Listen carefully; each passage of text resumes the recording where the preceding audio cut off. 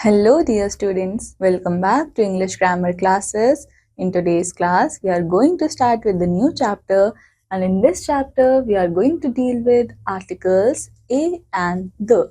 So, बच्चों, we have to read the following sentences. There are errors in them. Can you spot them? अब बच्चों हम लोगों को ये सेंटेंस पढ़ना है एंड इन सेंटेंसेस के अंदर कुछ कुछ एरर्स है. Let's find it out. In picture, Sumit playing with his pet. His pet is cat. Cat is 3 years old.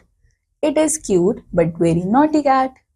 One day it is jumped on Sumit's back and chewed all notebooks. So बच्चों हम लोगों को ये पढ़ के क्या समझ आया कि वर्ड्स जैसे कि a and the ये क्या है हमारे पूरे पैराग्राफ से मिसिंग है.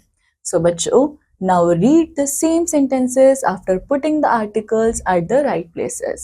जैसे कि बच्चों we have put it in the picture. Sumit is playing with his pet.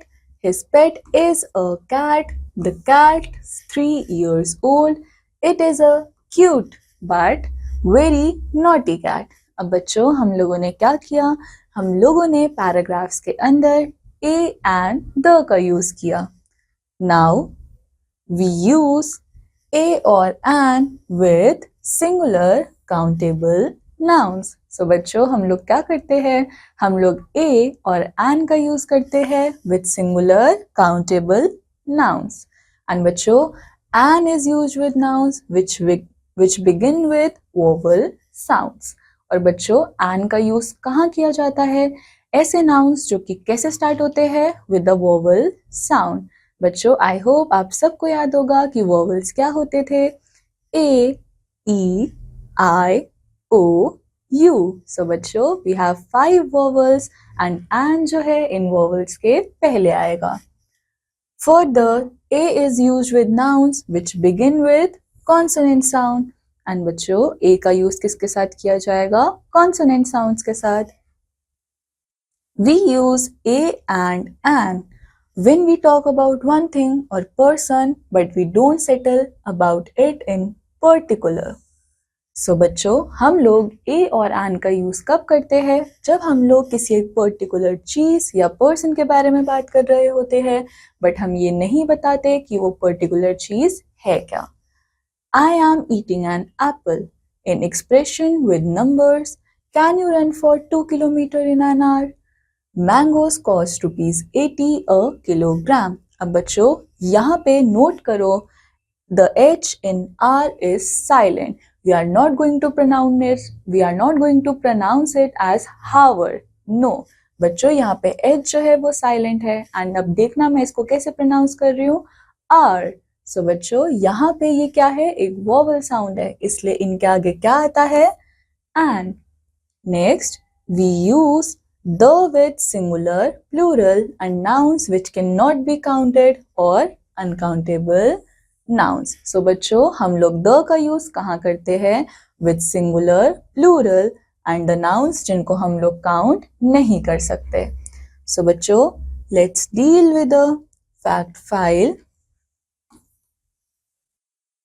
We don't use a or an with uncountable nouns like water, milk or with plural nouns. So बच्चों हम लोग uncountable nouns के साथ a और an का use नहीं करते और ना ही हम plural nouns के साथ a और an का यूज करते हैं.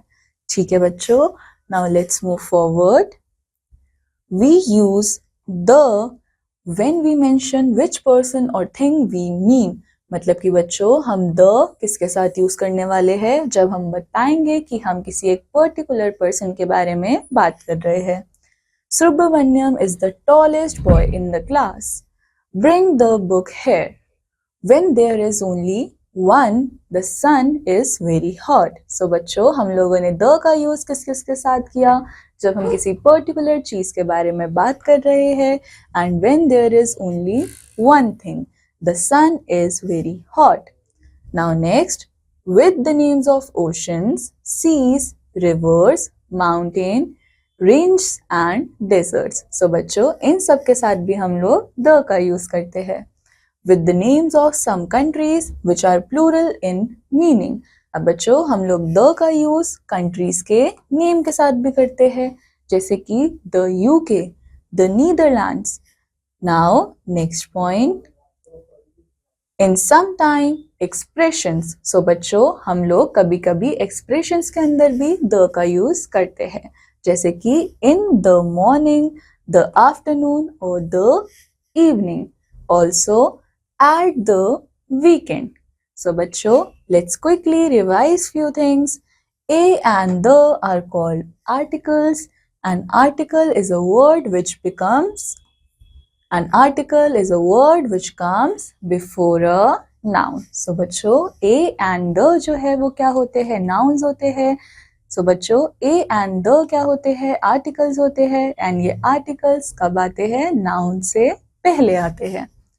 A and an are used for singular countable nouns. We use the with particular nouns and particular nouns के अंदर singular, plural and uncountable nouns के साथ. So बच्चों, this completes our chapter. I hope आप सबको ये chapter समझ आया होगा.